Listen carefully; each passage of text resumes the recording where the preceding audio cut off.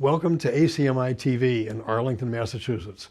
I'm Alan Jones, and today we are excited to introduce you to an incredible artist, pianist, and cultural ambassador, Arlruni. Mr. Arzruni has enchanted audiences worldwide and has a career spanning over 50 years. He has performed in prestigious venues, including the White House, and has created a distinguished discography of recordings. A talented musician, he shares his passion for Armenian music and culture through teaching and hosting radio and TV programs. Join us as we explore this remarkable artist's inspiring life and his profound connection to Arlington's own Hovhaness, one of the most influential composers of the 20th century. Welcome to Arlington, Mr. Arzruni, and thank you for your time. Thank you for inviting me. Would you care to introduce yourself and maybe talk a little about your relationship to Hovhaness? I was born in Istanbul, Turkey. There's a large Armenian community there. So I did go to Armenian school, elementary school, middle school, high school, and I consider Armenian my first language. At the age of 21, I came to the United States to study at the Juilliard School. And I was there for about 4 or 5 years. I got my master's degree. And as I had finished the school, there was a placement bureau. If you were looking for a job, let's say, people would go there and look for students. Mm-hmm. And I found out that Victor Borga was looking for a pianist as a sidekick. And many pianists applied for the position, and I was selected for a 1-week performance in Hamilton, Canada. And somehow we were on the same wavelength, not piano playing, but timing-wise. Mm-hmm. Because in comedy, the most important aspect, as I feel, is timing. You can say a very simple sentence, and if you time it properly, then it becomes very comedic. Anyway, that's not what we are talking about. That year, 1969, was when I met Hovhaness. 1969 happened to be the centennial year of Komitas. He's the fountainhead of Armenian, contemporary Armenian music. He was a clergy, and he was an orphan, was taken to a religious school, and during the summer months, he would go from village to village and gather folk songs. He would go to a field, near a field, where the peasants were singing as they were tilling the soil, and he would notate. Or he would go and listen to a mother singing a lullaby, and he would write down the lullaby. He collected about 2,500 folk songs, and he based his music by cultivating or using actually that material which he collected. Most of his compositions are for voice. Could be voice and piano, or could be a choral group. There are very few piano pieces, and I have a recording which contains all of them. Mm-hmm. But the community in 1969 wanted to commemorate Komitas's centennial. He was born, obviously, in 1869. And because I was born in Istanbul, and Komitas had spent a great deal of time in Istanbul and had actually put together a 300 voice choir in 1910. That choir actually exists today. And when I was 19 years old, they asked me to play the organ as the choir sang the Komitas Divine Liturgy. So until I came to this country, I kind of became familiar with the language of Gomidas's music. So the committee here felt that I was the most qualified person to oversee the production of this recording. And at that time, for the choral music, to conduct the choral music, Hovhaness was selected, and that's how I met him. We worked together, and he was,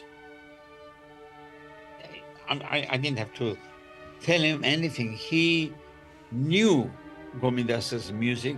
He was very familiar, and idiomatically, he conducted the choir very well. And the recording came out, it sold very well, and our friendship, Alan and myself, continued for years until he passed away in 2000. And we recorded together, Alan and I, and I played a great deal of his compositions here and there, and I participated in San Francisco to his 80th birthday anniversary. And at the end, actually, in the early 90s, he sent me a bunch of manuscripts which were not printed or had not been recorded. And he asked me, he said, if you get the opportunity, I would be so happy if you play or record those compositions. There are actually 38 manuscripts, and I don't know if anybody else has those manuscripts. About 4 or 5 years before COVID, actually, I did record 9 of those compositions, and they are available on Amazon. They are the first, it's the first recording of those compositions, and I'm hoping that I can play a bit more, some more of those compositions. It would be nice to have most everything on recording, because what Alan has written, especially during his Armenian period, which is in the 40s and early 50s, to have everything on record would be terrific. When we were having this Komitas Centennial recording, we gathered usually at Maro Jemian's house. Maro Jemian was a very well-known pianist, and in the 40s, I think it's 1942, she was the first pianist to play the Khachaturian concerto outside of the Soviet Union. And that was quite something. Then her interest, she was also interested in Armenian music a great deal. In 45, 46, she discovered Alan Hovhaness's music. And in Boston, there was a lady Betty Gregory, and it was she who introduced Alan to Maro Jemian. And Maro played Lusazak, which was Alan Hovhaness's piano concerto for strings and piano. Actually, there is timpani also. And it is an extraordinary work, 22 minutes of pure jam. And it happened that at that soon thereafter, Maro Jemi, who did the concerto, married George Avakian. And George Avakian was associated with RCA Records, I think. And he was the RNP, is it? Representative of artists, something like that. He had a very important position and was able to get Alan Hovhaness's music recorded on RCA.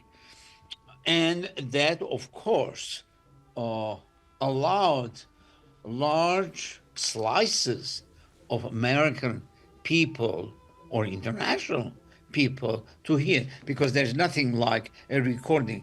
In a concert, you might have, 500, 600 people, but with a recording, you are reaching tens of thousands of people. So George Avakian, as a producer of this recording, and Maro Jemian as the first important, well-known pianist performing Alan's work, were very important aspects of Alan becoming an international star. Alan was interested in Indian music. Actually, when he started writing music, it sounded a bit like Sibelius. And actually, Sibelius, they got to know each other. He went to Finland to get to know Sibelius. And Sibelius was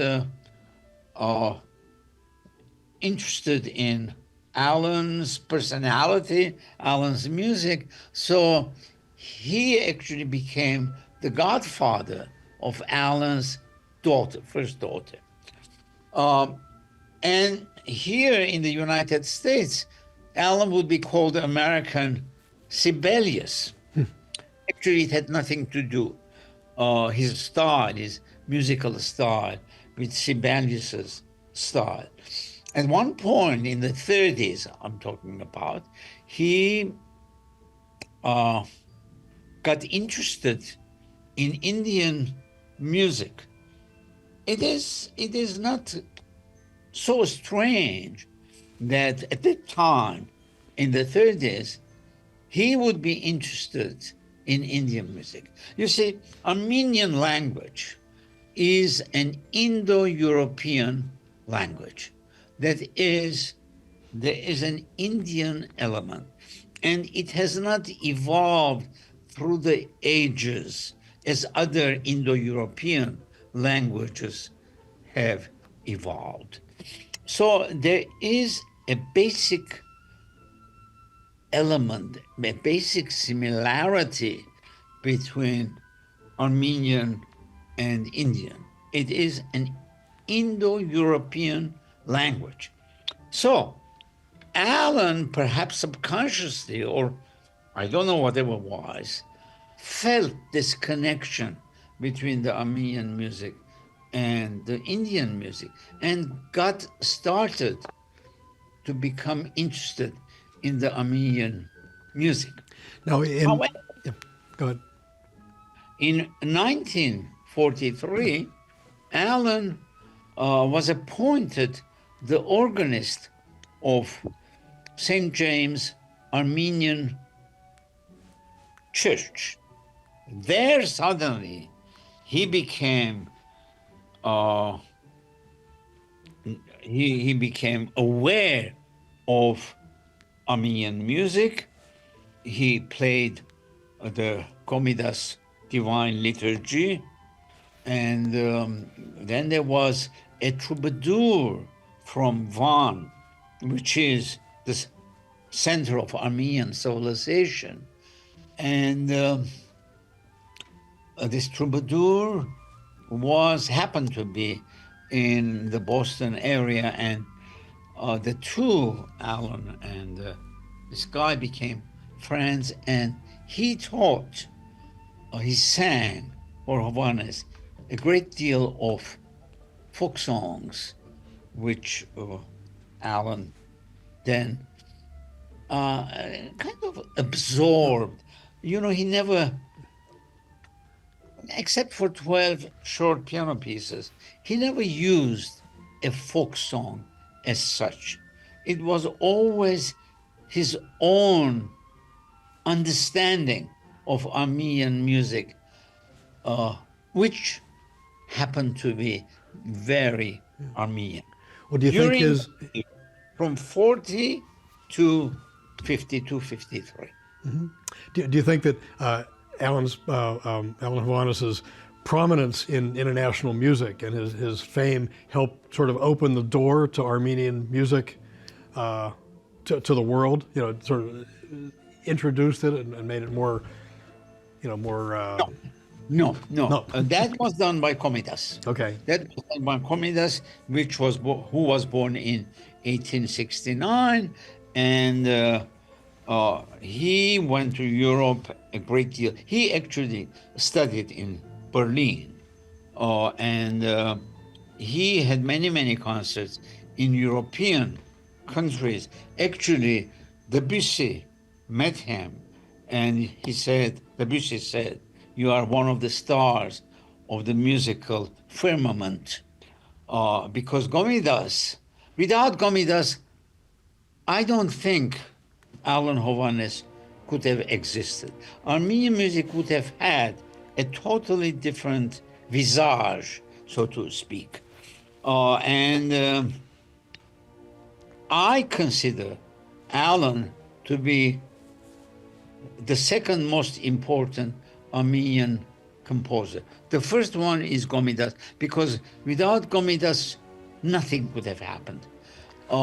With Gomidas, you had Hovhaness, and then you had Khachaturian, because Khachaturian also used a great deal from Gomidas's material, but again, because of his extraordinary musical personality, he put his stamp on it, on the Gomidas's musical expressions, and he created the Khachaturian's own musical sound, as Hovhaness created Hovhaness's own musical sound.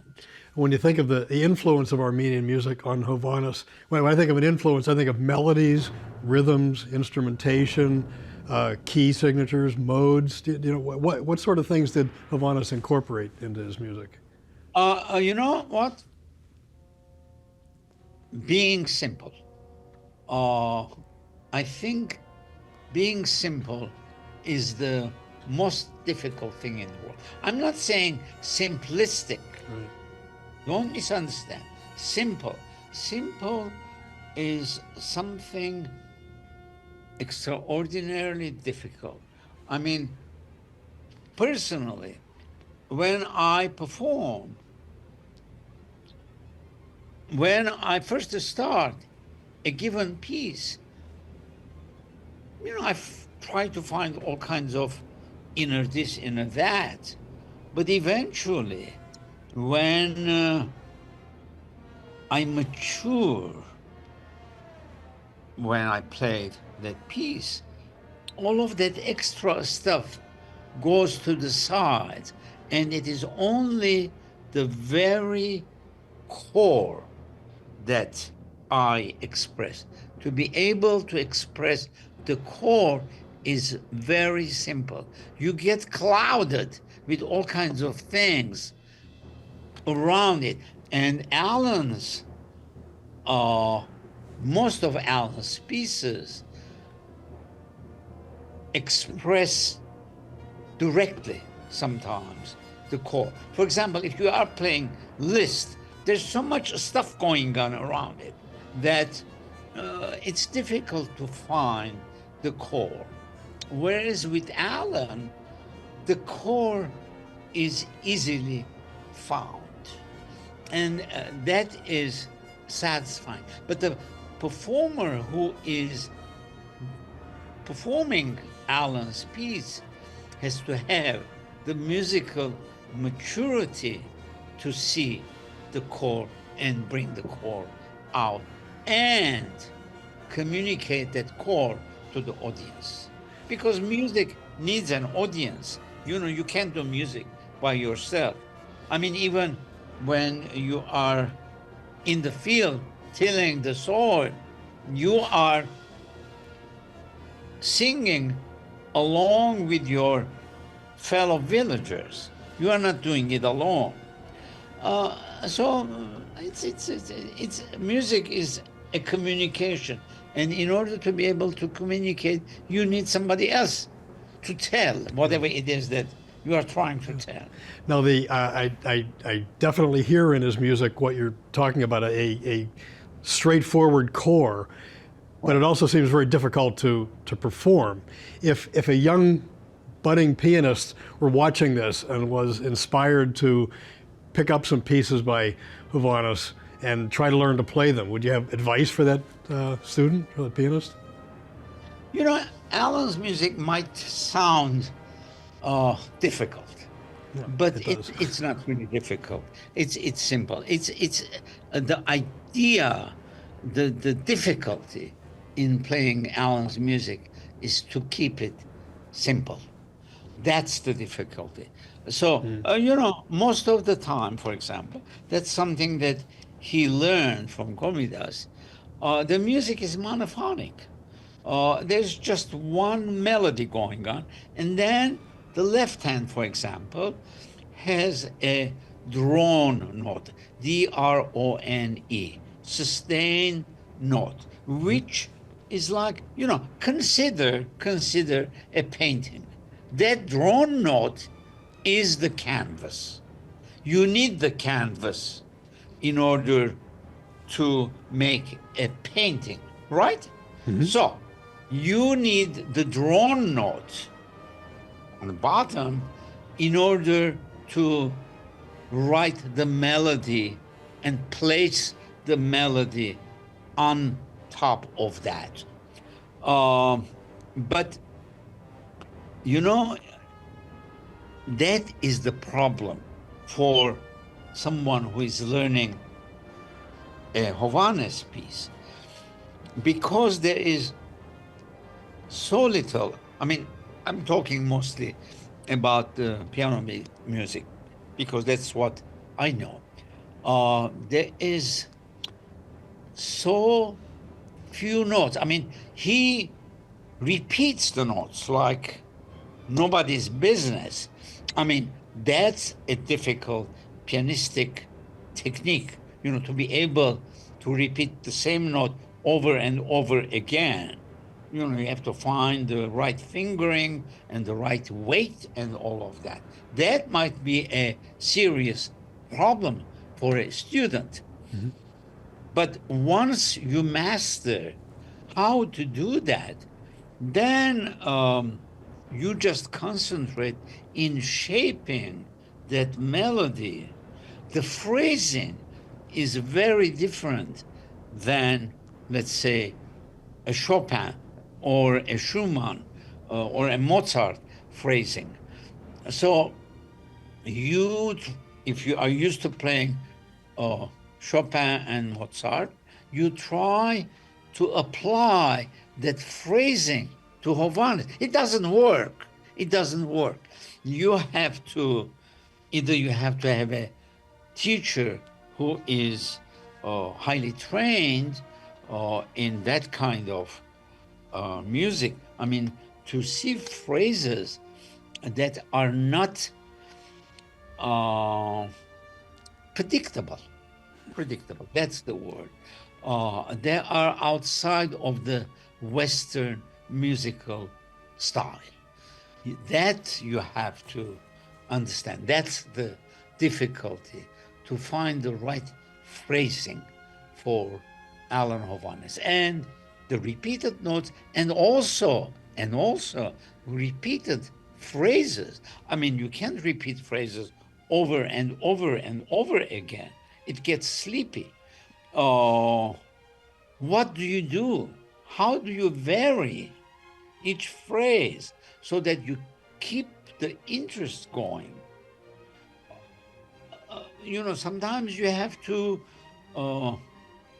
do things with the draw note, with your left hand, in order to increase the interest of the melodic line. It's a matter of experience. I mean, the first time you play Hovhaness, you are not going to succeed. You are not going to succeed. You need experience. You need to understand his musical thinking in order to be able to. Yes, you can play the note. That's not a big deal. But to express the right music, to express the music in a correct way, in Hovhaness's case, is a difficult thing. Because, you hear so many CDs of Chopin, so you have an idea what the great pianists are doing. You have an idea what the idiom of Chopin is. But there aren't that many Hovhaness recordings, so it's not easy to find out what the idiom of Alan Hovhaness's music is. So recordings are useful. Talent from within is very useful. If you can understand what it is all about, if you can hear the inner voice that Alan Hovhaness is trying to bring out, then you are in good shape. Yeah. But as you know, this interview is part of a series that we're doing as part of a project within Arlington to really promote awareness of Alan Hovhaness and his music, because Right. we're so proud of him, but not everybody knows him. What would you say to someone who is interested in music, isn't really familiar with Hovhaness, to get them excited about Hovhaness's music and him as a person?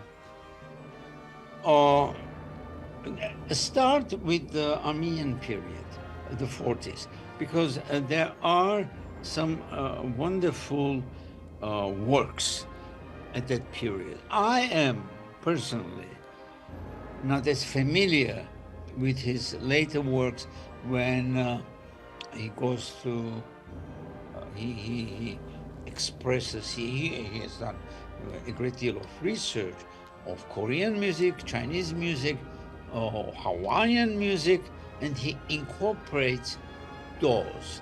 But all of that stuff comes from the 40s. He found himself in the 40s. He found his voice. That's what I mean.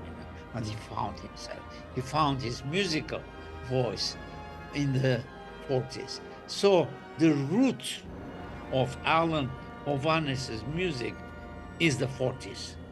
So start with music written in the 40s so you can understand how he has developed and incorporated other musical styles. It sounds like start at the beginning and work the same, maybe try Well, to the take the same beginning is path that he always took. there. Right, yeah. Yeah, that's great. Now you mentioned you've played his organ pieces too. It's not easy to find recordings of his organ compositions. I haven't played organ.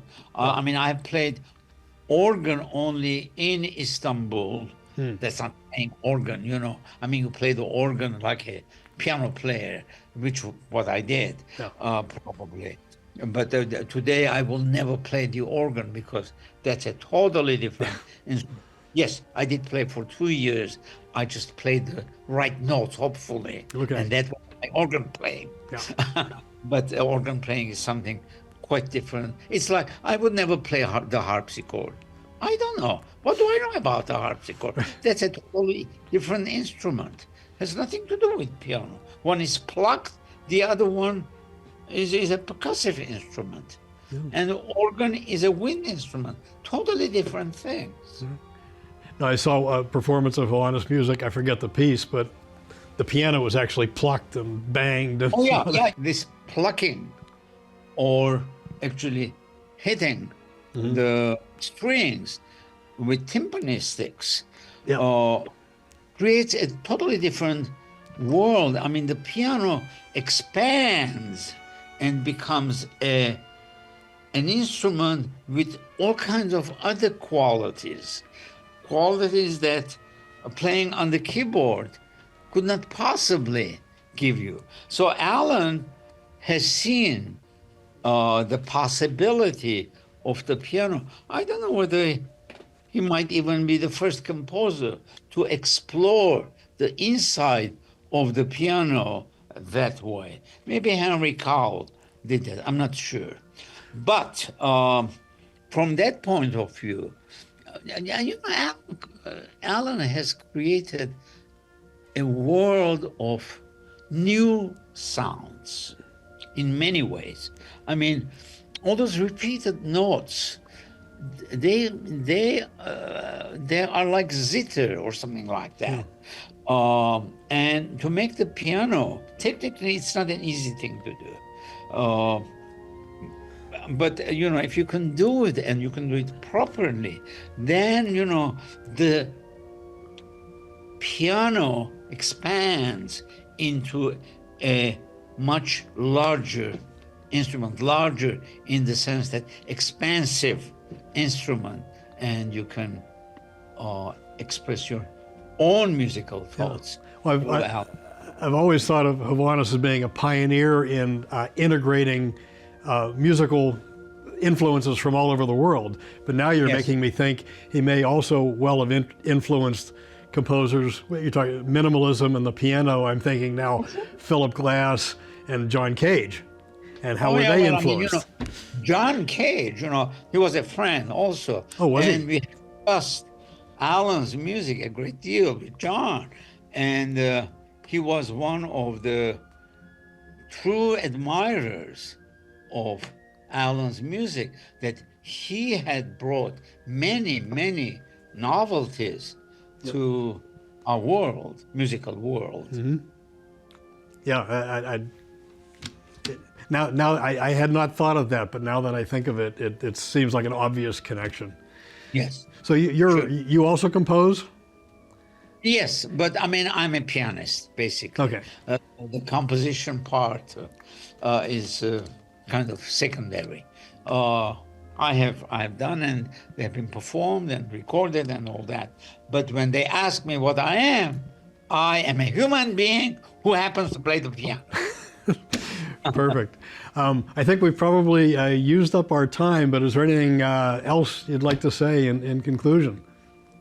I am very happy to be with you, to talk with you. I enjoyed your questions. I enjoyed answering them. So I enjoyed hearing the answers. This could go on for hours if it was up to me.